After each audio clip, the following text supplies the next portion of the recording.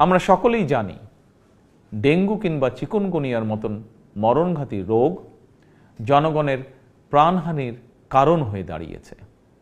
অথচ আমরা যদি সবাই সচেতন হই তাহলে ডেঙ্গু কিংবা চিকুনগুনিয়া থেকে নিজেদেরকে রক্ষা করতে পারি।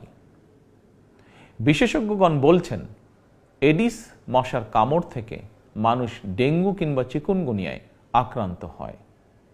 সুতরাং ডেঙ্গু থেকে রক্ষা পাওয়ার জন্য আগে থেকেই সকল প্রতিকারমূলক পদক্ষেপ গ্রহণ করা অত্যন্ত জরুরি।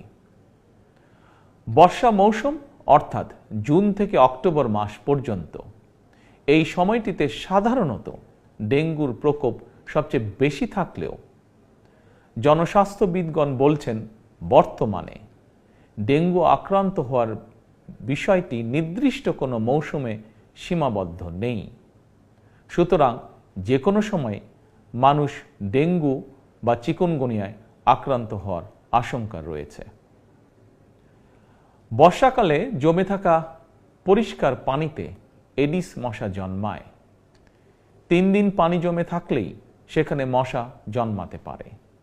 কীটতত্ত্ববিদ এবং জনস্বাস্থ্য বিশেষজ্ঞগণ বলছেন মশার প্রজনন নিয়ন্ত্রণের জন্য ড্রেন, ডোবা, নর্দমার মতন যেসব জায়গায় পচা পানি জমে থাকার সুযোগ রয়েছে সেগুলো পরিষ্কার করে রাখাই সবচেয়ে কার্যকর উপায়।